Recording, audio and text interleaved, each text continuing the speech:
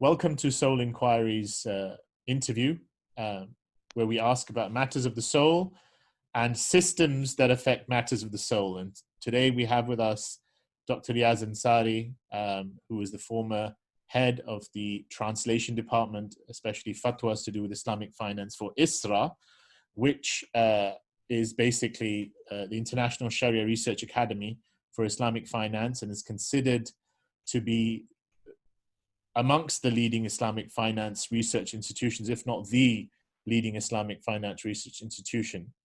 Dr. Riaz also used to chair and host their Inside Islamic Finance web episodes, and he's the co-author of the book Islamic Legal Maxims and Their Application in Islamic Finance. Dr. Riaz, Assalamu alaikum. Alaikum assalam wa rahmatullahi wa barakatuh. Let me raise my voice so you can hear me. Thank you, thank you. Inshallah, very honored to have you here on this program. The first question I wanted to ask you, and this is, sorry for just jumping right into this, but as someone who was the head of the Fatwas translation, the translation of various fatwas to do with Islamic finance, did you come across in your experience a fatwa that accurately reflects the nature of modern money as coming into existence as interest-bearing debt? Not really. You know, the closest thing that I can recall that discusses the nature of modern money is the Rabita, the Muslim World League Fiqh Academy, their deliberations on fiat currency, and that's pretty old. I think it was like after the Nixon shock, you know. America said we're not gonna redeem dollars for gold. We're not gonna give you gold for our dollars. And then the pretense that fiat money is backed by something broke down, and so the Fiqh Academy was called upon to give a fatwa. You know, what are we supposed to be doing? Is this money valid or not? And it was very much a sort of shoot from the hip kind of fatwa based on the issue of function. Is this paper money a medium of exchange? Can it be used to settle debts? If it can, then it needs to be treated like gold or silver, because if you say no, the implications would be catastrophic for the financial system, the economic system. So in order to prevent the whole structure from collapsing, they felt impelled to say, okay, you know, we have to accept it and play it as it lays. And then since then, you know, you don't see Islamic scholars discussing the nature of money very much. You have those discussions later of the Islamic Fiqh Academy of the OIC, the Organization of Islamic Cooperation, where they're trying to grapple with the idea of money that loses its value over time. How are you supposed to deal with debts that are incurred in a devaluating currency or inflation environment? And so there is. Those are very strange kind of discussions, especially when you look at when all of them get together to discuss the issue. It is such a limiting format. You know, everybody has like 5 minutes or less probably to talk, and so it's impossible to for somebody to, you need to have like 2 or 3 people really. You know, there's that famous incident where Abu Hanifa, he was going to debate with a crowd of people about whether the recitation of the Imam is sufficient for all the followers. And so it became chaotic. He said, wait a minute, one of you needs to just represent all of the rest of you. And so when they said, okay, we agree to this guy, you said, okay, case closed, right? You agree to him for this issue, then you agree to the Imam for the other issue. So for some kind of a meaningful discussion of that, you'd need like 2 sides with one proponent, or maybe 1 or 2, like these intelligence squared debates where you have like a team of 3 on each side, where they actually go into the stuff. But as far as penetrating discussions of the nature of modern money, that's completely coming from Western heterodox economists. Yeah, but one thing I would think is that it need not be very penetrating to at least recognize the fact that it's not. I mean, having read some of the translations and also read some of the original fatwas, there was a recognition. Okay, like you said, it was inherently.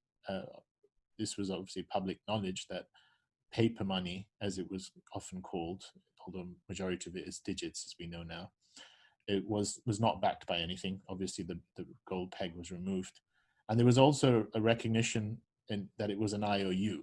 That this was also kind of referenced, but what wasn't referenced was it wasn't just an IOU. It's an IOU that is created largely by commercial banks, private institutions, on the back of interest-based lending. Now, to me, that's not a very deep thing, and especially for us as Muslims and Muslim scholars, to understand that the creation of money itself has become institutionalized at a point of interest-based lending. I mean, this is not even heterodox economists, financial historians. David Graeber talks about this, the inception of real money, what paper money is, with the first central bank in 1694, calling it an inversion of all money that existed before. For the first time, money now comes into existence as a debt owed by the king and not a debt owed to the king, because the king of England goes into debt. And then this gives the right to the goldsmiths or whatever to form the Bank of England, and they can now issue in his name the debt that he bears. So he says money becomes a mirror image of itself. So money has become Dane, but not just any Dane. Money comes into existence on the premise of someone wanting to go into debt, but critically agreeing to pay back more. And that more doesn't exist, which sets us up into a paradigm of perpetual growth. Right? Why? Because each time there's more money, there'll always be more needed, and then so on and so on. Now, that to me is the bedrock. Now, let's just assume, and I do agree with the argument, what other choice did they have? Everyone's using that kind of money. They can't say go and retreat in the cave. But that still doesn't prevent the fact that our fiqh recognizes, umum al-balwa, right? If a balwa is am, if a tribulation is everywhere, then our jurisprudence allows for dispensations commensurate to the tribulation, right? But yet the hukum is still given, the ruling is still given, because that doesn't obfuscate or prevent the fact that the asl of this system is wrong. And therefore you have to, when available, take on the alternative. So for example, if someone's in a desert and all they have is alcohol and they're dying of thirst, they can drink alcohol, or they can eat pork if they're dying of starvation. That's because they don't have an option, right? But the fact that it wasn't discussed, not once, and that's why, I'm not very knowledgeable, but in my own searching for the fatwa, I never found a fatwa that at least said modern money comes into existence as interest-bearing debt. The word interest. And if you haven't come across that, then the question that arises is this wonderful edifice that we've built. We can't say that they needed to have two panels of scholars, because there were tons of meetings that happened after that. There's tons of meetings that happen in IOFI discussing everything from takaful to standards standards galore, and the differences of opinion and sukuk and all of this stuff. So this wonderful industry is developed with infrastructure, with institutions, with multilateral bodies, and yet there's that glaring fact of just not understanding modern money comes into existence as interest-bearing debt, and interest-bearing debt. And before I come back to you, Dr. Riaz, to pick up on this, I was struck by the fact that I went to visit not ISRA, but an institution next to ISRA, which is famed for training Islamic bankers and the next generation of thinkers, and has an amazing faculty. The faculty wasn't involved, but I was giving a presentation on bank credit, and there was stonewall silence. They had never heard of the concept, many of the students. And then a teacher or somebody got up to say, no, that doesn't exist in Islamic finance, as if there's a parallel world where bank credit is no longer there. So my question is, what does it, I mean, what does the ramification of this thing not being addressed mean? And how should this reflect on our understanding of the industry? Wow. Well,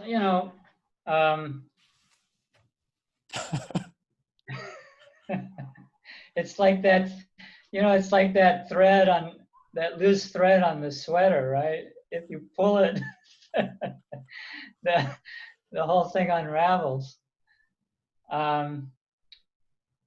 Yeah, I remember hearing one of the really famous Sharia advisors. Somebody brought that issue up in a meeting where he was a presenter, and he said, "Well, if you have a solution, let us know." So, I mean, this is an issue that I have discussed with various people on many occasions. And the question arises, let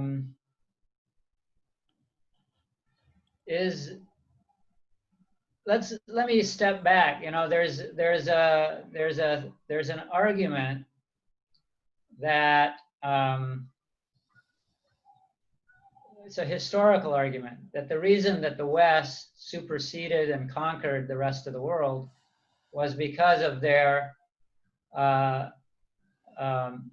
package of, as Neil Ferguson calls them, killer apps, right? Literally killer apps, literally and figuratively. So yeah, they had, the question is, was it just firepower? The Chinese had gunpowder, the Muslims had gunpowder. It wasn't firepower. Was it the ability to calculate projectile trajectories with calculus?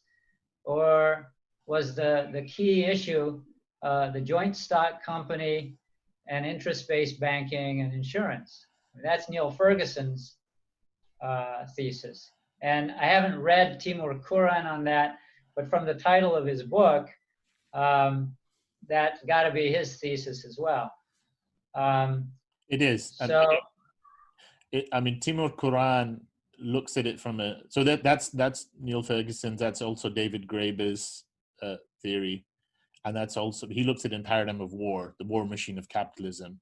That's also Marshall G. Hodgson's theory, the Great Western Transmutation. Timur Kuran, and you can pick it up, but Timur Kuran looks at it as a kind of a backwardness of the Muslim world and how they hadn't evolved these kind of institutions. So even though the Ottomans were the economic superpower of the pre-banking world, that from the point the banking infrastructure, so with the joint stock corporations, comes into being, and this is what Hodgson says as well, that the momentum of these institutions completely took over everything else or co-opted it, which I think is true to a point, but there's different value judgments. So Marshall G. Hodgson doesn't call that progress. He says it's too early to call something like that progress because we don't know where that's going to end up. And I think we can see where it's ending up. Timur Quran does use value judgment, so he looks at that as progress and the Muslim world is backward. But continue. Yeah, well, there's this, you've heard of Nick Bostrom, right? I think he's Swedish philosopher, teaches at Oxford or something. So he has a metaphorical thought problem of a vase, V-A-S-E, with a bunch of marbles in it, and you pull out these marbles, and they're various shades of gray, and somewhere there may be a black marble, and that black marble represents the destruction of humanity. And he said, so far we haven't pulled out that black marble. There's various shades of gray, and we thought that nuclear weapons might spell the end of humanity, but it seems like there's been some kind of stasis that has kept that from the worst case scenario.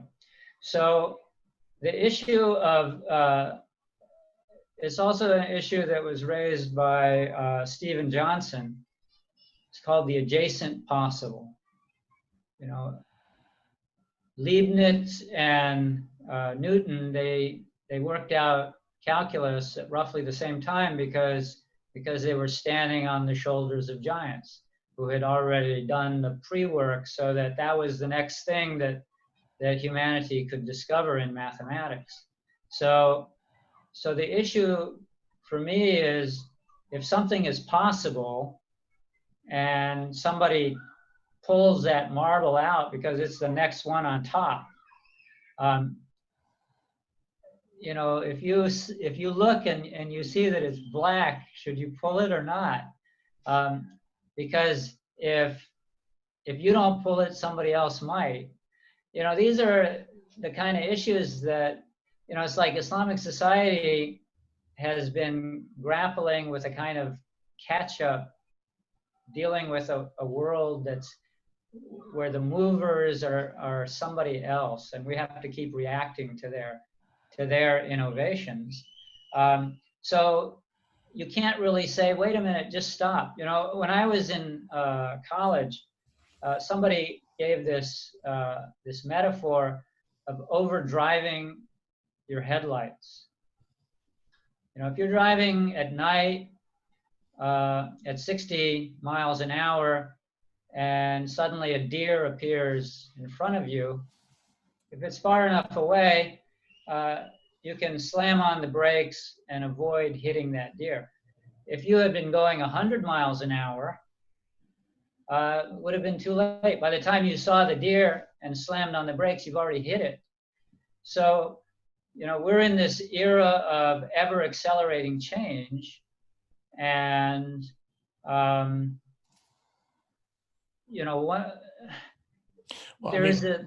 the era has a logic to it where those who want these changes to keep accelerating, they're in the driver's seat and everybody else is in the back seat, trying to put on seatbelts. So the financial system is completely in somebody else's hands, and so when you look at even the imagery of how to deal with it. There was in Malaysia in the 80s, when they were developing the project of Islamic banking, the Minister of Finance, he delivered a speech, I have a dream. What's your dream? Well, a dream where Muslims can participate in the benefits of banking without getting bent out of shape about it being haram. So years later, I happened to meet this gentleman, and I asked him, do you have an end game in mind for this? And he looked puzzled, and he said, what do you mean? I said, well, some way by which it transitions from a dual system where interest-based institutions kind of set the tone for everything else, to a situation where it's interest-free. And he kind of smiled a pale smile and said, "Well, we've done what we can. We'll leave it to the next generation." Yeah, I've got to.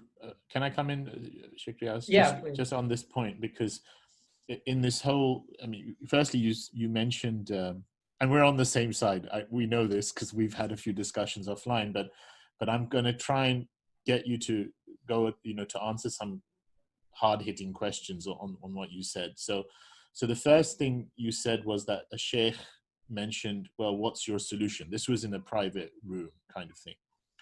And I've heard that before. But you see, that's not the line of discourse that I'm taking. We might not have a solution, right? But can we get a correct diagnosis? That's the first question.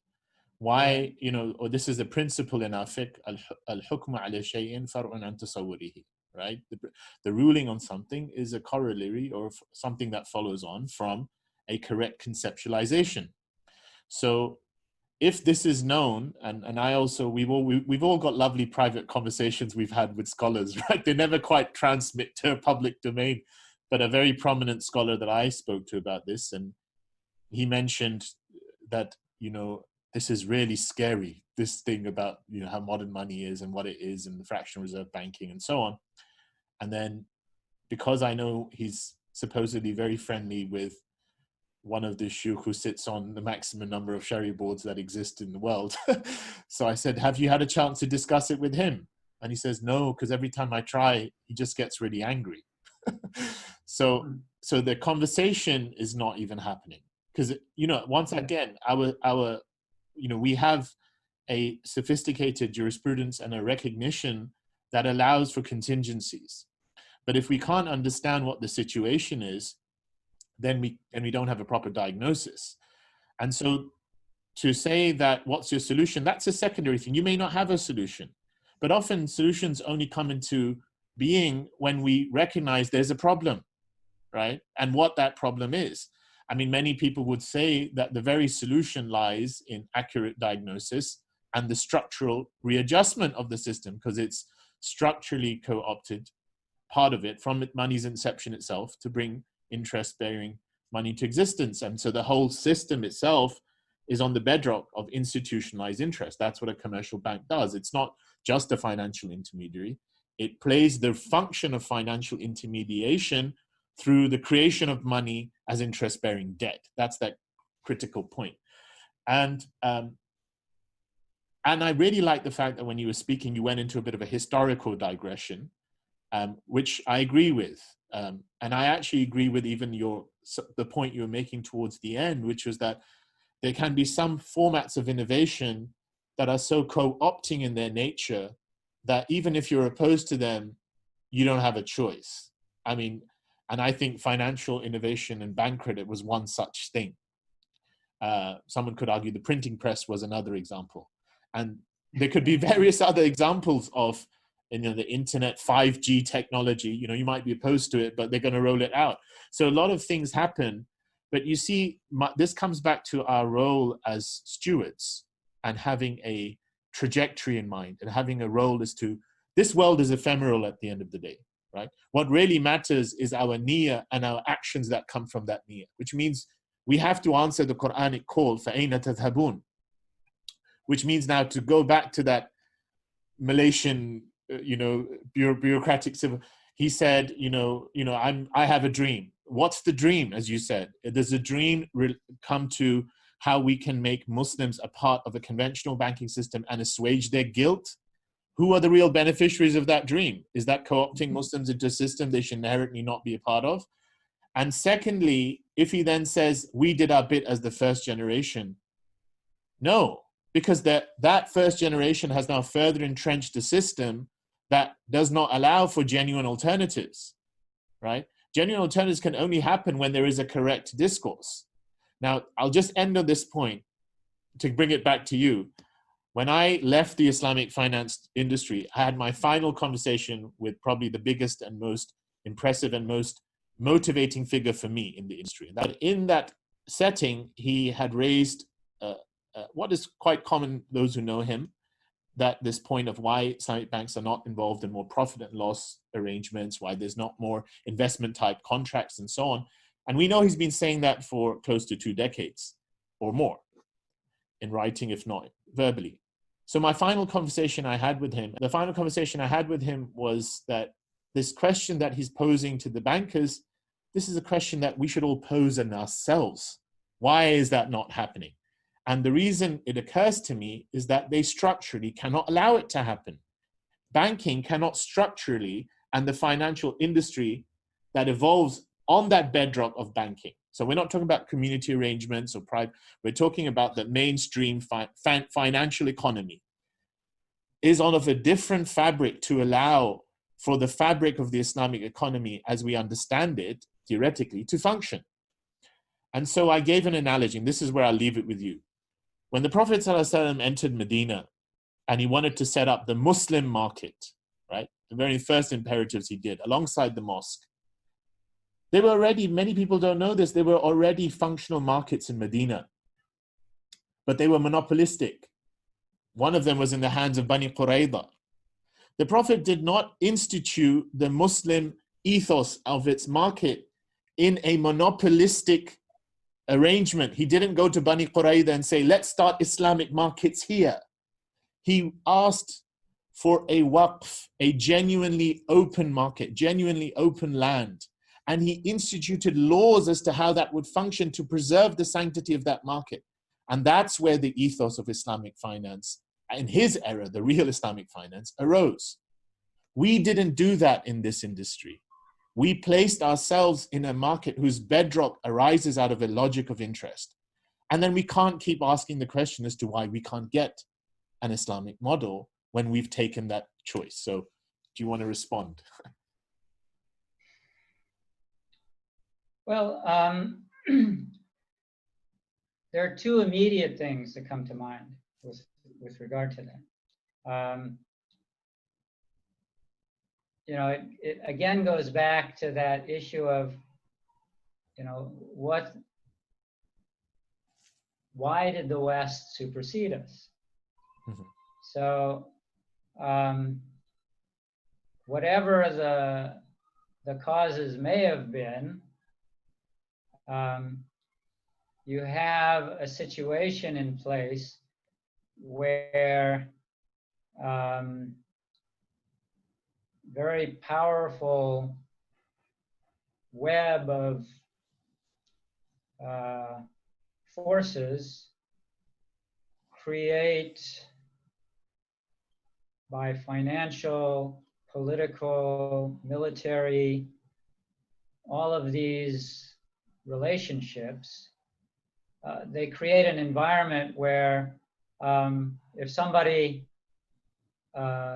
poses a threat to that system by providing an alternative, then they will be dealt with. So you endanger yourself if you're a ruler who's trying to move your country towards something better for the average people. That sends off alarm bells. So I don't know if you're familiar with, I think his name is Peter Phillips. He recently published, he's a professor of sociology at University of California at Sonoma. So he recently published a book called The Global Elite. And so people have sometimes this vague notion, they say the 1% that run things from behind a screen. I heard a guy on YouTube saying, well, let's take that figure, 1% of, in America, 350 million people, that's a really big number. How are you going to get all those guys in one room? So 1% is a tagline. It's not a reality. So what Phillips did, he said, look, You've got 17, what do they call these, hedge funds, equity, you know, they manage the money of rich people. There, you know, Islamic finance boasts about crack 2 trillion. It looks like I got a note saying my internet connection is unstable. It's all right. So. No, it's okay. It's come back now. I can hear you. Okay. Yeah. So, so he identified the 199 people who are on the board of directors of those. And then there's a couple of other organizations that do policy. So he's done the biographies of about 500 or 600 people. These are the guys who really make decisions, and their investments require that interest-based loans get paid back, and that you know, they have to give a certain return on investment that's better than everybody else. And when you have that much money looking for avenues to invest in, you start running out of places to invest it. And one of the reasons for the privatization of public capital, you know, infrastructure and all that, is precisely that. So, you know, you had this in the post-Reagan era, you had this neoliberal Washington consensus telling all these third world countries, you must rationalize, your systems are inefficient, the market will allocate resources better, privatize everything, right? So these very, very rich people, they get they get all this. That's why there's no Medicare for all in America, because these guys have investments in insurance companies and pharmaceutical companies. So it's a whole system. And if somebody bucks the party line in some little country somewhere, they get overthrown. So when Muslim countries started doing these Islamic finance things, they knew the rules. So you can only play within certain boundaries. You go past those boundaries, you get invaded. Okay. That's one thing. Right. A second point is that, you know, the countries where the people are poorest, I mean, this would be an argument from, again, the Fergusons and the Qurans. The countries where the people are poorest, those people are unbanked. You know, Malaysia, when they started their push towards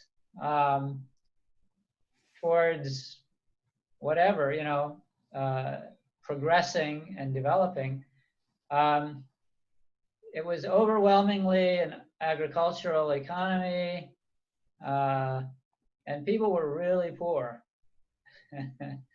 They now have a middle class, you know, and most of those people have borrowed money to buy houses. The places where people don't have banks and money is like places like Chad and northern Nigeria. I mean, they don't have anything. Okay, I got a couple of things to say about this. Firstly, historically, I mean, this is true.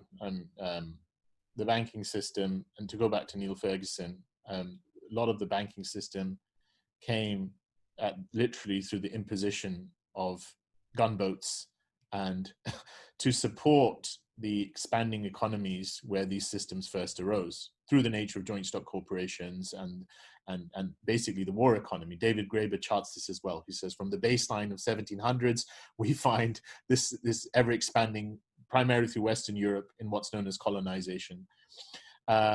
And that's actually how a lot of the banking system came to the Muslim world, including parts of the Muslim world that we think were not colonized, but were neo-colonized. So for example, the Ottoman Empire ended up in a war with the Crimean war debt that they had with the Russians. That's when you find the first Ottoman bank appearing. Lo and behold, its branches in London primarily, and then it becomes as a French version as well, because they're paying back war debts that were lent to them by the French and the British. So this was how the system was imposed. But you raised some interesting points. One of the things Neil Ferguson talks about is how the expanding powers eventually led to the First World War, and then hyperinflation, war debt upon Germany, then the Second World War, and then there was a kind of a reboot of the system, but it's essentially the same thing. Globalization was just colonization take two. What was primarily happening through the gunboats and, was now going to be policed by the multilateral institutions, the World Bank, and later on the IMF, right? And instead of the policies, they'd been putting these structural adjustment policies all to please the corporate institutions of the Washington Consensus, the G7, who ultimately control these multilateral institutions.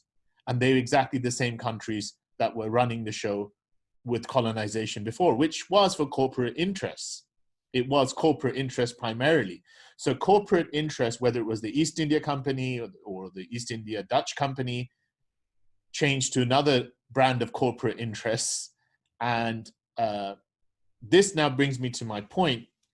When we go down the road of 1% and we say, oh, these are the people, and we can name and shame them, or someone wants to get really specific and they'll go into the conspiracy theories of the Rothschilds and the Bilderberg's Council and the whatever, this still doesn't change the fact that if we remove these players, and this is what, some of the people, when they take the 1%, give someone to point fingers at and to demonize.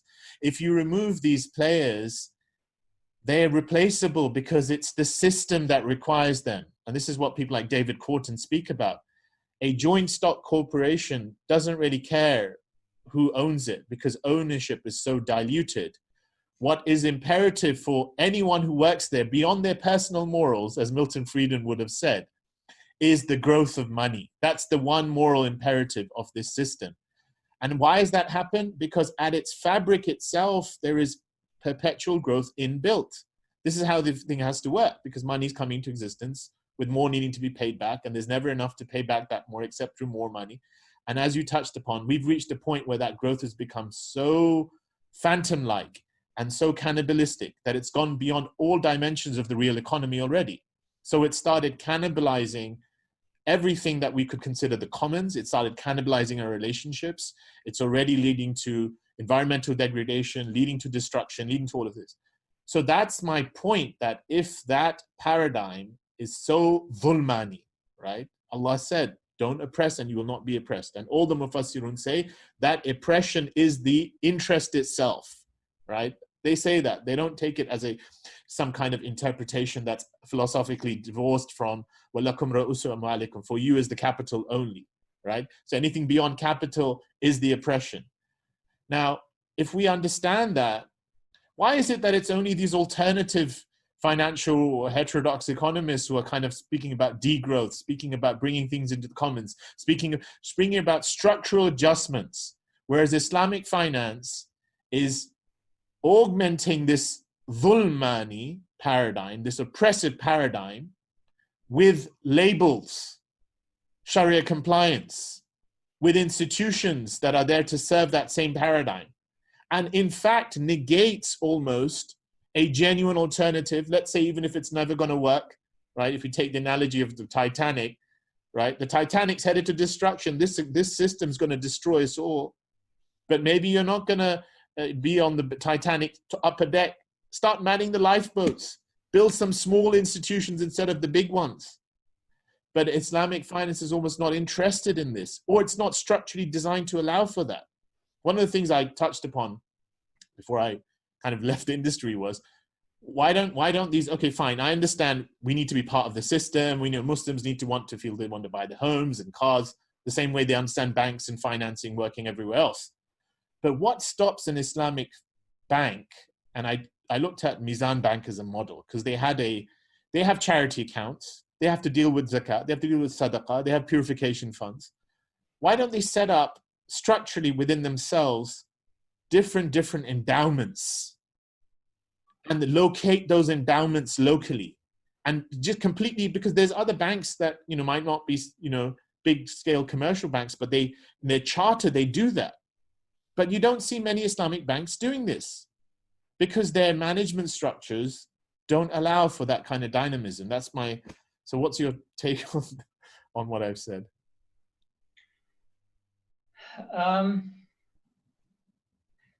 Well, you know, Islamic finance developed at a time when communism was on its last legs, and by the 90s it was finished. And I don't, you know, I think Graeber actually, he's an anarchist, but yeah, we can take his personal. Graeber really, he called, I thought his book Debt, the First 5,000 Years, is one of the best books Definitely on the history of money. I mean, it's definitely the best book on the history of money I've read. Same and one of the best works that came out of the 2008 crisis. So one of the points that he made, which we're still living the truth of his statement, say what you want about communism, but when it was up and functioning as a threat to capitalism, capitalists felt like they had to please their working class. Once it crumbled, that was it. It's like we can do whatever we want with these people. There's nobody left to offer an alternative. And you know, I was living in Sharjah a long time ago, and there were some pilots from Tajikistan who they would, from time to time, they would pray in our neighborhood mosque. And so I invited them to my house for tea, and they could barely speak. We somehow cobbled together a conversation through our rudimentary knowledge of each other's languages. And I told one of them, because the Soviet Union had collapsed by then. I said, you know, congratulations on the collapse of communism. You know, I know that it oppressed Muslims, and now you can pray. And he said, well, it's not that simple. One of them, he said, I was an orphan. The state took care of me and gave me an education. They taught me how to be a pilot. And then when all of that crumbled, I was left with a skill. He said, I can make my way in the world. He said, guys who are orphaned today, they'll be begging on the street. There's nobody to look out for them. So, you know, communism kept capitalism honest to a certain degree. And once it's gone, then you have this the rapacious nature of capitalism. It's like, I don't have to pretend anymore that I'm your buddy. You know, I got the police. You think you can protest? Well, we're gonna snatch you up in unmarked vans, and next time you won't get let go. You know, this is what's happening in America now.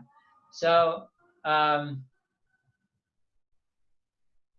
you know, that's a kind of a long detour from where we were, but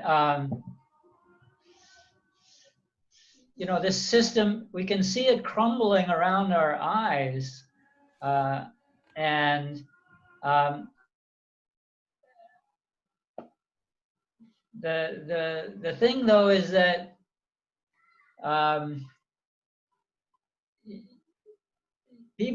most people don't have, you know, like I looked at a listing of ranking people by wealth, and the fact that I own an apartment and have a bit of savings, I'm in the top 10% of the world's population. Could I start an enterprise? No. So, you know, that enterprise strata is, as George Carlin said, guess what? It's a club and you're not a member. So, you know, the model of let's do it through private stock holding company, that needs to be questioned. You know, people like Ellen Brown, you know, she's the champion of public banking. I think that would be it's a model worth exploring. If you can, you know, if you can just get enough of these powerless people to wake up and say, wait a minute, we're being screwed. The thing is that you can see that people are, they realize that there's an elite that's screwing them on the right and the left.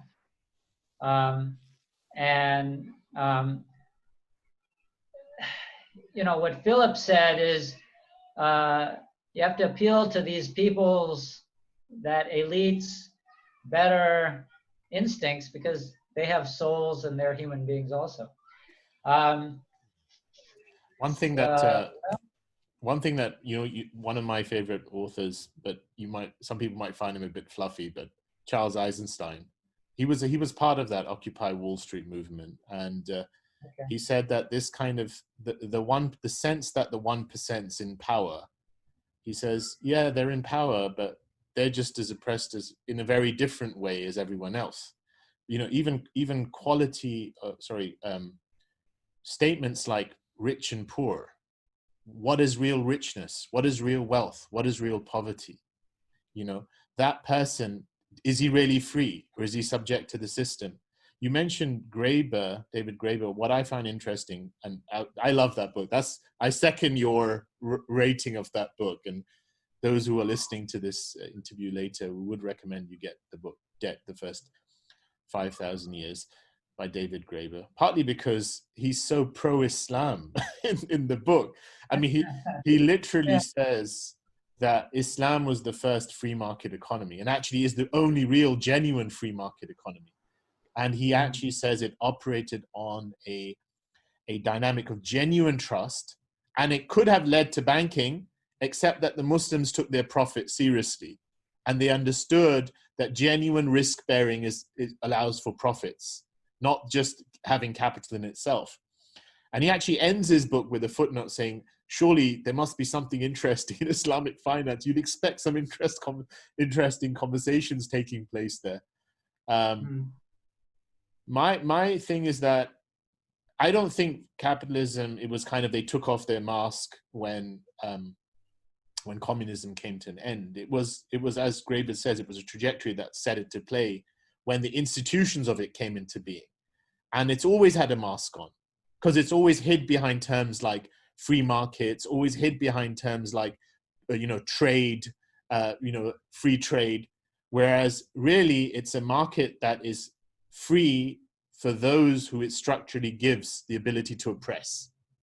So it's freedom for oppression. And fair trade cannot operate in that market, which is why if you take the 100 richest entities in the world, 50 of them would be corporations. And, you know, we know where those corporations would reside and in whose hands and whose power. No, it's more like 70 or 80. Really? Yeah.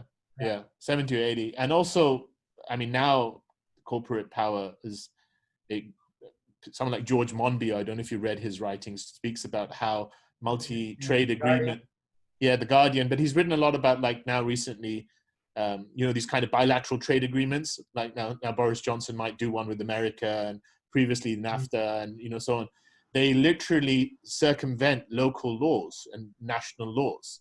So the idea of democratic institutions somehow preventing trade from that corporate power doesn't exist, because it's all about that corporate power that runs big businesses running government, big government.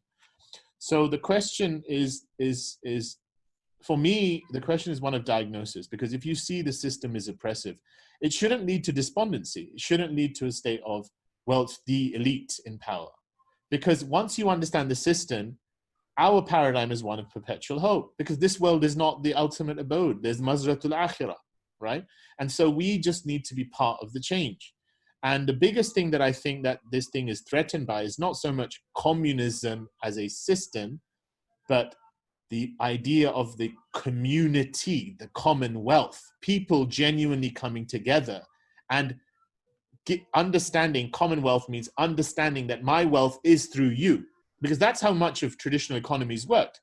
Gift economies, historically, their idea of wealth was embedded within the tribe, within the family, within the collective, right? And part of what this system operates on is imposing division, imposing separation, and making us all indebted to the anonymous, impersonal financial institutions. So the prophetic paradigm is the ummah. Can I just interrupt there? Because I think you're really, this is the kind of thing that raises the hackles of some people with some justification, I would say. Okay. It's a romanticization of, I mean, I love the book. We had to read it when I was in college. Small is Beautiful. Right. So, you know, Yanis Varoufakis, I heard a short clip of his where he made this really great point. He said the capitalism that Adam Smith described was no longer very relevant to the way the world ran by the 1870s. You know, so the technology changed, and that was combined with population growth. Okay, those two things, they create a logic, they exert a force that dictates certain types of organization. And that's organization on a mass scale with a lot of monopolization. And you know, you can talk about Medina. Medina was, everybody knew each other. You know, you saw everybody that was part of the world that counted for you was somebody that you would actually bump into in the course of a week's activity. That's completely not the case, and it will never be the case in the world that we live in, unless there's a nuclear war or some total collapse of society, and you've got some little band of people that your survival depends on directly. In which case, the guys who are 20 miles down the road are a threat to you. So, I mean, do you really want that? No, I get that. In fact, that's actually why a lot of these initiatives fail, like to engender a kind of a local economy, because we don't live in a localized dynamic anymore. There is actually globalization is a phenomenon, there's a reality. But the question then becomes, like, this goes back to, you know, and maybe that's why you kind of said you're a bit of a skeptic, because what is the solution? How do we approach this? And to me, the re-entrenching of community is just a no-brainer, because that's something we need to do. And that's what I feel, how we do it, whether it be virtual communities, looking at the internet, looking at utilizing these technologies. Because when you think about the way a lot of disenfranchised communities reestablish themselves, including in Israel, by the way, it's controversial, but the idea of the kibbutz, this was how a lot of them came. And they literally, and in America, a lot of the, when they were looking at different communities, you mentioned Martin Luther King, I think his brother was Ralph Slater King or something, and they spoke about community land trusts for affordable housing for Afro-Americans. So basically, part of what's driving up the prices is the idea of privatized land, is the idea of the banks providing lending and so on. So if we can bring that land into a community remit, then we can control these things. And what is that community remit? Usually trusts, endowments, taking off the land, stripping it off the open market, bringing it into a remit where we can control and define what's happening. So at its peak, when the Islamic economy was its best, which let's just say to be as contemporaneous to our time would be the Ottomans, right? The Ottomans weren't perfect. They had a lot of things that happened in their tanzimat and reforms financially and otherwise. But even Timur Quran says in a pre-banking economy, they were the economic superpower. And it still was an agrarian type of economy, right? Generally. And they had guilds and so on that they were using. But what was beautiful was most of their land, there's actually studies that say most of it was endowed, privately endowed. And when the Occupy Wall Street happened, there was a Wall Street Journal article done by someone who wasn't Muslim, and it was saying, you know, what's an alternative to this system? And it said, civic endowment, empower people, let people provide these services for one another. Because it's a completely, from a paradigm, it's the opposite at a metaphysical level. So as much as we say, okay, Schumacher, small is beautiful, might be idealistic and so on, but his point he was calling to with his impressive article, which I think he called it Buddhist economics or something, was to say most of the religious systems at the level of their metaphysics call for something very different to the metaphysics that's underpinning the capitalist economy today. So at the very least, can we not, whether we're successful or not, can we genuinely act in accordance with what our tradition is asking us to, and not this Islamic aftertaste of whatever the current system is? So that's my question.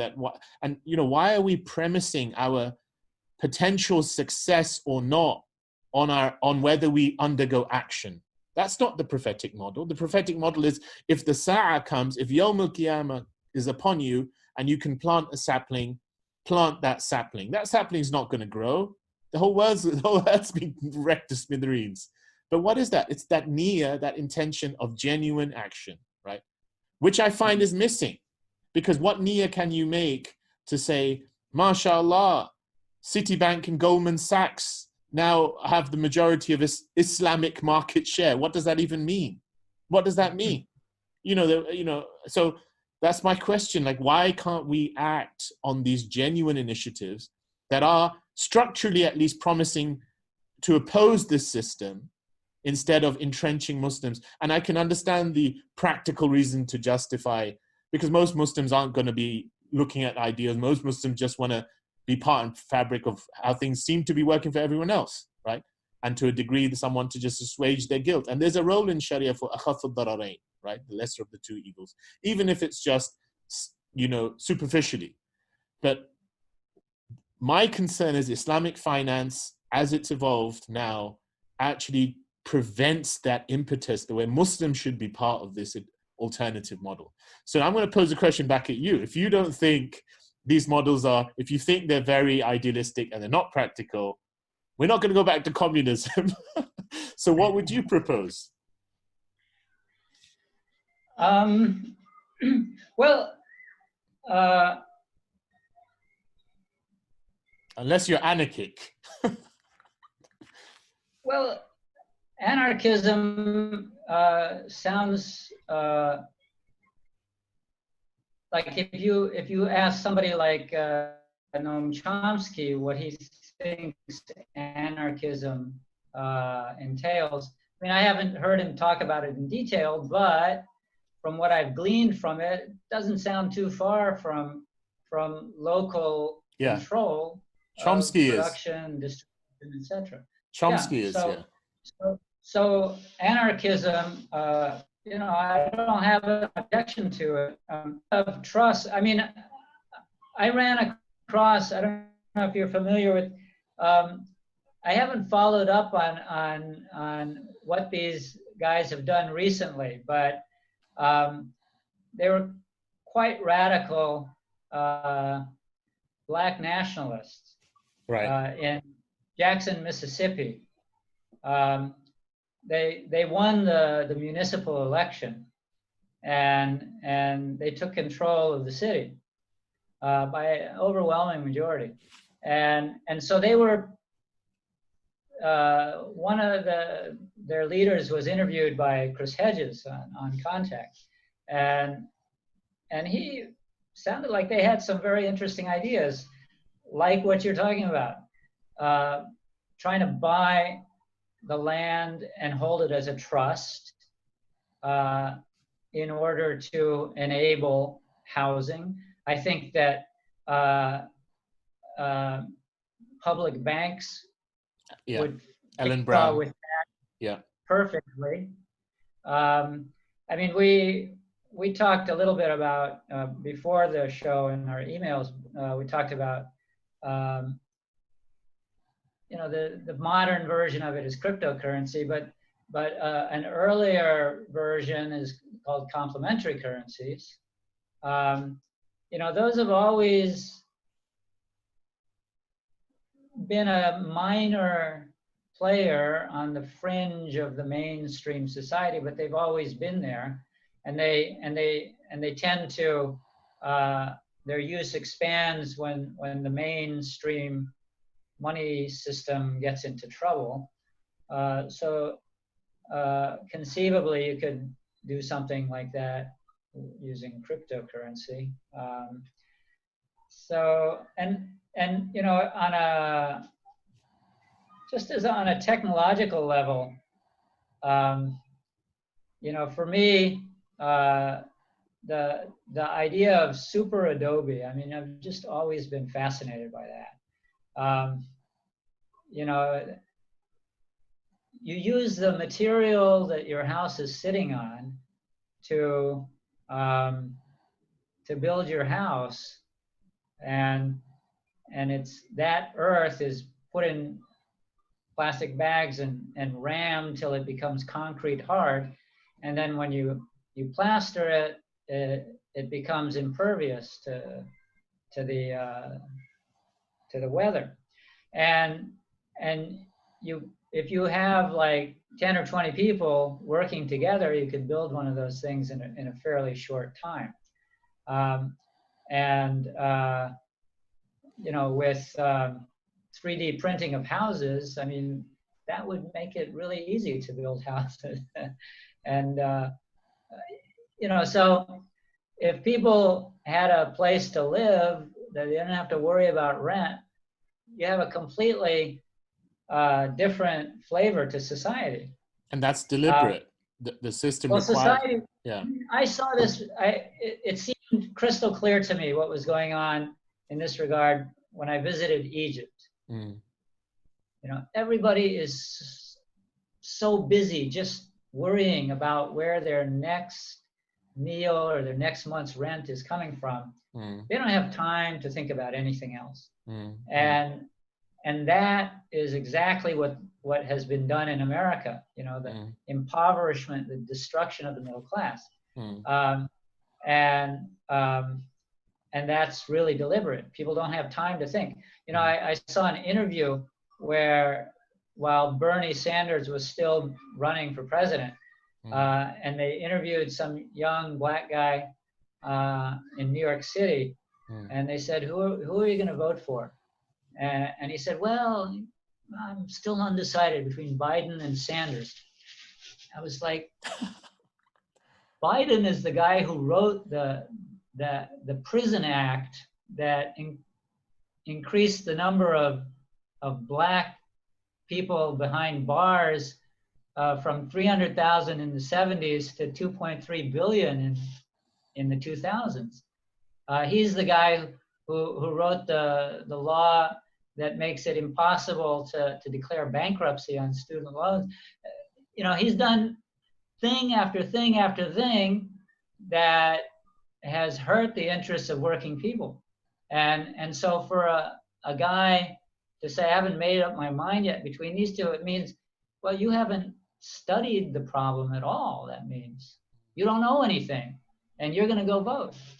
So it was black voters in South Carolina that put an end to Bernie Sanders' presidential hopes. Why? Because they voted for Biden. He went down to South Carolina and he said, give me a look. I'm Joe Biden. I'm running for U.S. Senate. Well, Obama's was the big. Obama pushed for him to be voted. Yeah, but the point is that the guy he has a senility problem. Right. It wasn't just that slip. He's had a whole bunch of such slips. Yeah. So those voters chose that guy I mean, on what basis? What kind of thought process went into it? So people are kept so busy that they don't have time to think. And you know, so I think universal basic income is a really important thing. Uh, and and one of the objections to that is, well, people who have nothing but leisure will just take drugs. The actual reason for the opioid epidemic in America was all of these white working class people who lost their jobs, jobs that paid well in factories, and the uncertainty and the anxiety and the, you know, let me just block this pain out, this worry, by taking some pills.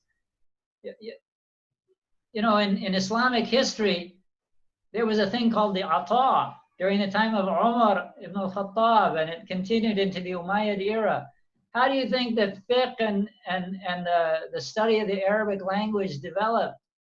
How come those people had leisure to sit in those halaqat and develop a whole class of educated people? You know, we have a history that we've forgotten in that regard. So, I mean, I think a lot of these things would probably come more to the fore because the systems, as you've said, is already hitting its limits. I mean, America's just got this wonderful way of getting people into more and more debt, if not through homes, then through education, then through healthcare, and there's already the and that's the irony, because America is considered the richest country in the world, and yet it's also the most indebted country in the world. And that makes sense only when you understand that the system requires money to come into existence as debt. But then the point becomes when you can't keep selling the lie, because it becomes more and more improbable for someone to be willing to believe that promise that one day I too may be from the elites, right? Or I too may one day, you know, that already people have given up. I'm never going to be able to own my own home. I'm never going to be able to, so I might as well start, you know. And so I think when that critical push happens, that's when my hope is Muslims need to be part of that alternative and bring, like you said, Islamic models of, you know, the Prophet ﷺ, so much of this was just premised on basic justice. I mean, right down in Medina, Ahl-Sufa was staying on a raised platform in the masjid, supported by the community. Prophet himself being one of the first exemplars, I will not eat until the Ahl-Sufa eat, right? And that idea of, you know, I mean, zakat as an institution itself, before this interview, we had a guest come on and we spoke about what's the communal remit of zakat. Zakat isn't just giving charity, it's giving charity from a basis of, you know, generally it's localized. The people around you first, they have more right? And so this is what we're hoping that, inshallah, more interviews like this and others to show that, you know, beyond the wonders of the Islamic financial system, in terms of the Islamic banking as it's evolved, we go back to the real meta principles of what this stuff is really about. And we can really start analyzing this and come up with genuine comments. So, I mean, I could just speak to you forever, and I know we could go on forever, but we've, mashallah, we've covered enough, and we could always touch upon this another time, maybe another, inshallah, if you're willing and comfortable, on probably another topic or something else. But jazakallah khair for this. And I think it'll be something different when we do get around to uploading this, inshallah, for people to hear this kind of discussion. Do you have any final thoughts you want to give that you think listeners should take in terms of like a paradigm of hope? Like, how do we look at because now there's, you know, amidst the pandemic, there's also going to be an economic crisis. And we don't know how that's going to play out with the dollar and the whole idea of currencies potentially collapsing and so on. So what's your final take on, just to tell the listeners? Well, you know, I don't have any, you know, the dike has got water gushing through it, you know, and there's a lot of people need to stick their fingers in those holes. I don't have any short-term solutions to this stuff. You know, I think that for Muslims, I just keep going back to something that I've learned over the years, which is that I think one of the things that have really gotten the Muslim world particularly into trouble is a wholesale distrust of the human intellect and a just this inability to think outside of a group think. Everybody, if we don't all agree on the same thing, then, you know, get out of my face. You know, if it's not 100% what I think, you know, then I will have nothing to do with you. If we can't entertain ideas, we need to learn how to think. We need to respect people who do think. We need to respect within the broad limits. We need to respect the right to disagree. We need to be able to discuss matters with people that we don't agree with. You know? If we don't get past, you know, my little group, you know, we're saved and everybody else going to hell. You know, I just don't see the Muslims as being able to cope with a changing world. Right, right. Yeah, how can we play the role of being khulafa fil ard, right? Being helping people on earth if we're too busy, you know, separating amongst ourselves. SubhanAllah. Jazakallah khair, Sidi. It's been a blessing and a pleasure to speak to you. Yeah. So, inshallah, we'll take this up some other time, inshallah. Assalamu alaikum. Okay. Okay. Walaikum salam.